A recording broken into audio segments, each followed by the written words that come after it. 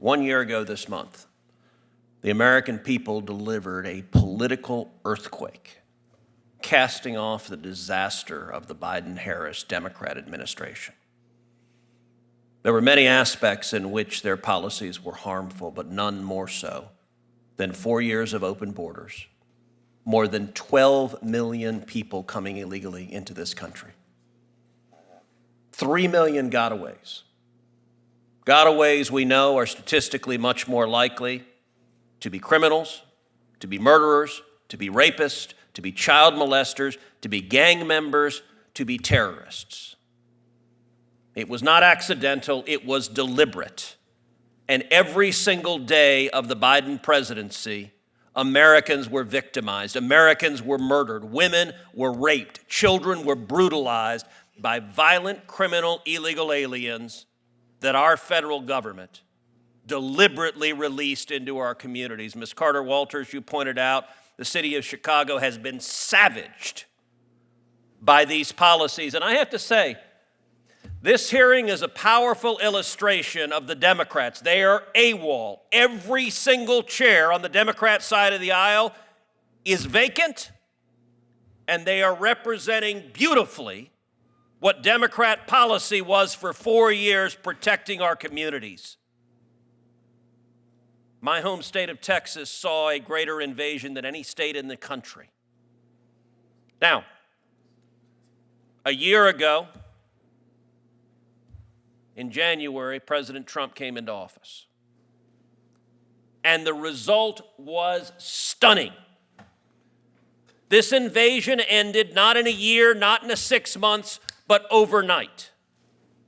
Illegal border crossings dropped more than 99%. Instantaneously.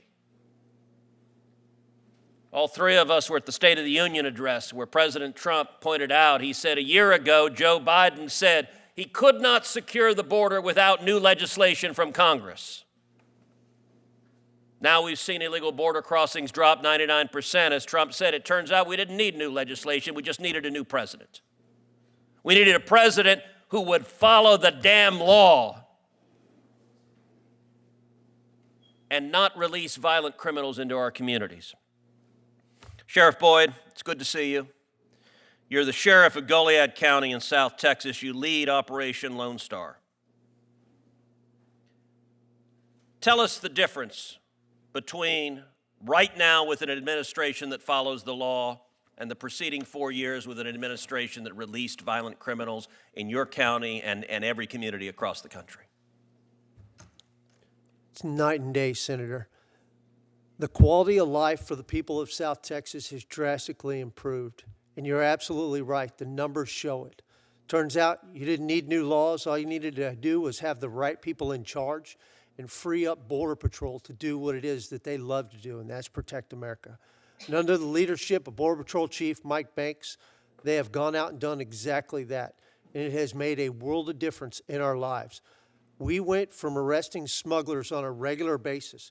In my small rural county, we arrested from 2021 to 2024, we arrested 98 people for smuggling and over 120 people for engaging in organized criminal activity directly tied to the Mexican cartels. We're no longer catching people for smuggling because it's hard to smuggle what Border Patrol won't let across the river. For the first time in modern history, for the past 6 months, not a single alien apprehended at the border has been released into the interior.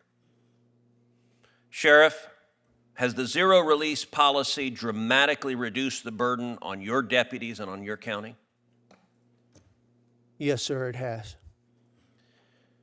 ICE conducted over 100,000 arrests of murderers, of rapists, of child predators, of gang members.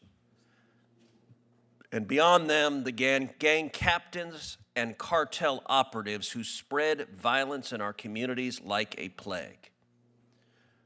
We are systematically apprehending the predators who roamed free deliberately under the Democrats' policy. Sheriff Boyd, in Goliad County, is your county and is South Texas safer with these arrests and these violent criminals being deported? It is. In the last 3 weeks alone, we've been working a joint operation with ICE and Border Patrol. We've picked up 54 people detained for ICE that were in this country illegally. 11 of those had a criminal history here in the United States of America. 9 of those had been previously deported. And so it has made a world of difference. We've focused from what's coming in to getting what's already here and getting it out.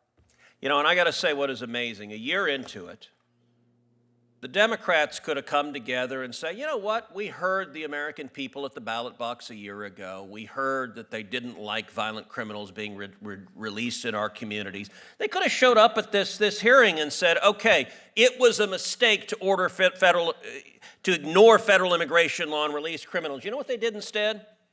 Instead, the Democrat base is protesting right now for open borders.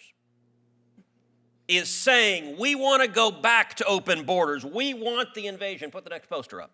We want the invasion to come back.